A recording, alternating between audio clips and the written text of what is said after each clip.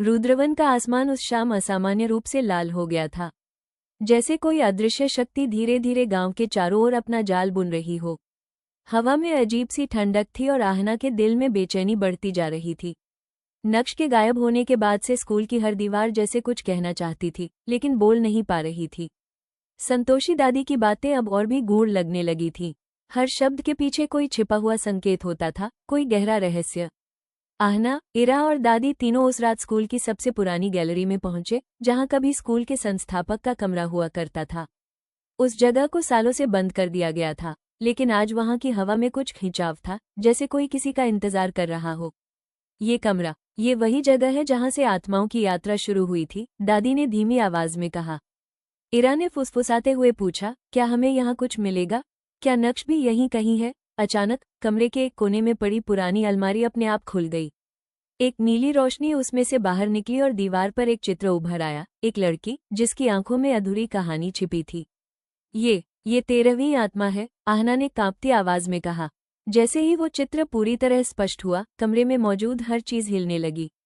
किताबें जमीन पर गिरने लगी, दीवारों से धूल झरने लगी और एक धीमी पर दर्द भरी आवाज गूंजने लगी। मैं अधूरी रह गई, मेरी बात किसी ने नहीं सुनी, मेरा अंत मेरे शब्दों के बिना हो गया। आहना की सांसें तेज हो गईं। यह आत्मा, यह आवाज, मानो बरसों से इसी पल का इंतजार कर रही हो। हमें सुनना होगा इसे, आहना ने कहा। कमरे के बीचों बीच एक पुराना प्रोजेक्टर अपने आप चालू हो गया। उसकी स्क्रीन पर एक वीडियो चलने लगा। वो संस्थापक की रिकॉर्डिंग नहीं थी, बल्कि किसी और की, एक छात्रा की, जो कपकपाती आवाज में अपनी बात रिकॉर्ड कर रही थी। मेरा नाम तान्या है, मुझे सबने नजरअंदाज कर दिया, मेरी सच्चाई को छुपा दिया गया। मैंने देखा था कुछ जो नहीं देखना चाहिए था, और तब वो आए थे जिन्होंने मुझे हमेशा के लिए खामोश कर दिया। इरा की आंखों में आंसू आ गए। ये आत्मा मदद मांग रही है, बदला नहीं, बस सुनवाई। दादी ने सिर हिलाया। इसकी आत्मा इसलिए भटकी क्योंकि इसे कभी पूरा कहने का मौका ही नहीं मिला। इसके शब्द अधूरे रह गए। आहना ने धीरे धीरे कमरे की दीवारें छूनी शुरू की। अचानक एक ईंट खिसकी और वहां से एक छोटा सा संदूक निकला। उसमें तान्या की डायरी थी, पीले पड़े पन्नों में भरी थी एक सच्चाई जिसे किसी ने कभी जानने की कोशिश ही नहीं की थी। डायरी के पन्नों पर लिखा था, ग्रेटर दैन। मैंने देखा था कि संस्थापक के बाद स्कूल में आए नए ट्रस्टी कुछ अजीब कर रहे थे। उन्होंने कुछ कमरों को बंद किया, पुराने स्टाफ को हटाया और वहां कुछ ऐसा किया जो किसी को पता नहीं चलना चाहिए था। मैंने जब टोकने की कोशिश की तो मुझे ही गायब कर दिया गया। मैं मरी नहीं थी, बस दुनिया की नजरों से मिटा दी गई थी। इरा चौंकी, तो 13वीं आत्मा कोई श्राप नहीं, एक साजिश का गवाह है। और तभी कमरे में रखे ब्लैकबोर्ड पर खुद ब खुद एक नाम लिखा गया, आहना चौहान। तीनों के रोंगटे खड़े हो गए। इसका क्या मतलब है? आहना बुदबुदाई। ब्लैकबोर्ड पर फिर से कुछ लिखा गया, वो जो अधूरी रह गई थी, उसकी कहानी तुम पूरी करोगी। उस पल एक ठंडी हवा कमरे में घूमी और तान्या की आत्मा की आकृति एक बार फिर दिखाई दी, लेकिन इस बार उसकी आंखों में डर नहीं, शांति थी। तुमने मेरी बात सुनी? उसकी फुसफुसाती आवाज आहना के कानों में गूंजी। अब क्या करना होगा? आहना ने धीरे से पूछा। आत्मा ने संकेत किया, सच्चाई को सबके सामने लाओ, मेरी डायरी को बांटो, ताकि कोई और मेरी तरह अधूरा न रह जाए। अचानक तान्या की आकृति धीरे धीरे गायब होने लगी, जैसे उसकी आत्मा को अब शांति मिल रही हो। क्या ये आत्मा मुक्त हो गई? इरा ने आशा भरी आवाज में पूछा। दादी मुस्कुराई। शब्दों का असर सबसे बड़ा होता है। जब किसी की अनकही बात सुनी जाए तो आत्माएं भी शांत हो जाती हैं, लेकिन ये शांति कुछ ही पल टिकी। कमरे में फिर से हलचल मच गई। संदूक में एक और कागज मिला, एक लिस्ट जिसमें 13 नाम थे। पहले 12 नामों पर निशान था, जो अब तक की आत्माएं थीं, लेकिन 13वें नाम पर सिर्फ एक अक्षर लिखा था, एन। ये एन किसका नाम है? इरा ने पूछा। आहना ने धीरे से कहा, या तो नक्श या कोई और। अचानक कमरे की दीवार पर एक और छवि उभरने लगी। वो एक दरवाजा था जो पहले कभी नहीं देखा गया था। एक गहरा पुराना दरवाजा जिसके ऊपर लिखा था, यहाँ प्रवेश केवल उन्हें जो अधूरे को पूरा करने का साहस रखते हैं। तीनों ने एक दूसरे की तरफ देखा। क्या हमें वहां जाना चाहिए? इरा की आवाज थरथरा रही थी। अब पीछे हटने का कोई विकल्प नहीं है, आहना ने कहा। अगर हमें 13वीं आत्मा की सच्चाई को पूरा करना है तो ये दरवाजा ही रास्ता है। जैसे ही आहना ने दरवाजे की ओर कदम बढ़ाया, हवा में एक नई सरसराहट गूंजी, मानो कोई कह रहा हो, ग्रेटर दैन, जो अधूरा है वही पूरा करेगा।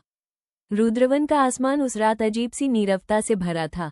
हवाओं में कुछ ऐसा था जो बता रहा था कि कुछ बड़ा होने वाला है। पुरानी स्कूल की दीवारें भी जैसे फुसफुसा रही थी, एक अंतिम रहस्य जो बरसों से दफन था। आहना, नक्श, इरा और संतोषी दादी उस तहखाने की ओर लौटे जहां 13 आत्माओं की कब्रें मिली थीं। लेकिन अब वो जगह वैसी नहीं थी जैसी उन्होंने पहले देखी थी।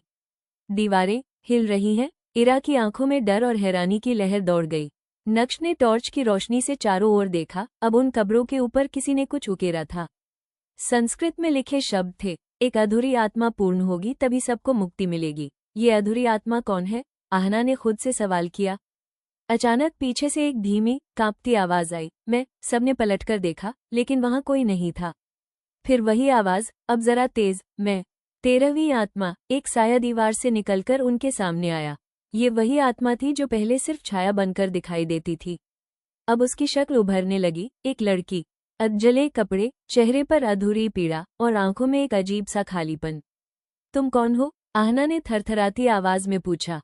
मैं वासंती, बोर्डिंग स्कूल की सबसे छोटी छात्रा, जिसे सबसे अंत में मारा गया था। मेरी आत्मा अधूरी रह गई थी। मेरी कहानी किसी ने नहीं सुनी। उसकी आवाज में न आक्रोश था, न शांति, बल्कि बस एक याचना, जैसे बरसों से बस कोई उसकी सुन ले। नक्श आगे बढ़ा। क्या तुम हमें अपनी कहानी बता सकती हो? आत्मा ने सिर झुकाया और बोली, मैं उन बच्चियों में सबसे मासूम थी। जब स्कूल के पागल संस्थापक ने हमें बंद किया, हम चीखते रहे। एक एक करके सबको खत्म किया गया। मैं सबसे आखिर में थी। मैंने भागने की कोशिश की, लेकिन पकड़ ली गई। मेरे साथ सबसे भयानक किया गया, मुझे जलाया गया। मेरी चीखें कोई नहीं सुन सका। मेरी आत्मा अधूरी रही क्योंकि मैं बदला नहीं चाहती थी। मैं सिर्फ चाहती थी कि कोई मेरी पीड़ा को समझे। आहना की आंखों में आंसू आ गए। इरा कांपते हुए बोली, तुम्हारी आत्मा आजाद हो सकती है, अगर हम तुम्हारा संदेश दुनिया को पहुंचा दे तो? वासंती की आंखों में हल्का सा उजाला चमकने लगा। हाँ, अगर मेरी कहानी सामने आए, अगर बाकी बच्चियों के लिए इंसाफ की मांग हो, तो मेरी आत्मा को शांति मिल सकती है। लेकिन उसने अचानक सबकी ओर देखा। एक शर्त है क्या? आहना ने पूछा। जिसने हमारी मौत की सच्चाई छिपाई, उसे बेनकाब करना होगा। स्कूल का असली रजिस्टर तहखाने की तीसरी दीवार में छिपा है। वहां से सच बाहर लाओ, तभी सभी आत्माएं मुक्त होंगी। तहखाने की तीसरी दीवार। नक्श, आहना, इरा और संतोषी दादी दीवार की ओर बढ़े। ये दीवार पत्थर की थी, लेकिन एक ईंट हल्की लगी। नक्श ने दबाव डाला और दीवार खुल गई। उसके पीछे एक लोहे का संदूक रखा था। संदूक को खोलते ही एक तेज स्याह धुआं निकला और चारों ओर फैल गया। सबने पीछे हटकर चेहरों को ढक लिया। धुएं के साथ ही एक बूढ़े आदमी की छाया उभरी, संस्थापक की आत्मा। तुम लोगों ने मेरी दीवार को छुआ, उसकी आवाज गूंजती हुई आई। अब कोई जीवित नहीं बचेगा। इरा चीख पड़ी, लेकिन आहना ने साहस दिखाया। अब तुम्हारी सच्चाई सामने आएगी। तुमने जिन बच्चियों की जिंदगी छीन ली, आज वो तुम्हें शांति नहीं लेने देंगी। वो छाया चीखती हुई गायब हो गई और संदूक के अंदर एक फाइल चमकने लगी। आहना ने फाइल को उठाया। उसमें सभी 13 लड़कियों के नाम, फोटो और संस्थापक की डायरियां थीं। हर अपराध की तारीख और विवरण उसमें दर्ज था। इरा रोते हुए बोली, ये सब इतने सालों तक छिपा रहा। संस्था का खुलासा और आत्माओं की विदाई अगले दिन। नक्श ने इस फाइल को जिला प्रशासन और मीडिया तक पहुंचाया। पूरे राज्य में सनसनी फैल गई। रुद्रवन बोर्डिंग स्कूल की सच्चाई सामने आ चुकी थी। जिस दिन रिपोर्ट लाइव हुई, उसी रात आत्माओं की कब्रों के पास फिर सब एकत्रित हुए। 13 दिए जलाए गए, हर आत्मा की मुक्ति के लिए। वासंती की आत्मा सबसे आखिर में आई। उसकी आंखों में आंसू थे, पर इस बार वो खुशी के थे। तुमने मेरी पीड़ा को सुना, मुझे नाम दिया, अब मैं जा सकती हूँ। एक हल्का उजाला उसके चारों ओर फैला और वो आकाश की ओर उड़ गई। बाकी आत्माएं भी उसके पीछे पीछे चली गईं। आहना, इरा, नक्श और दादी हाथ जोड़कर खड़े रहे, एक नई सुबह के लिए, एक नई आशा के लिए। लेकिन एक दरार बाकी थी। जब सब लोग चले गए, तहखाने की दीवार पर फिर से कुछ उभर आया। एक आत्मा अब भी अधूरी है। कौन? क्यों? किसकी? और इसी सवाल ने एक नई कहानी की शुरुआत कर दी।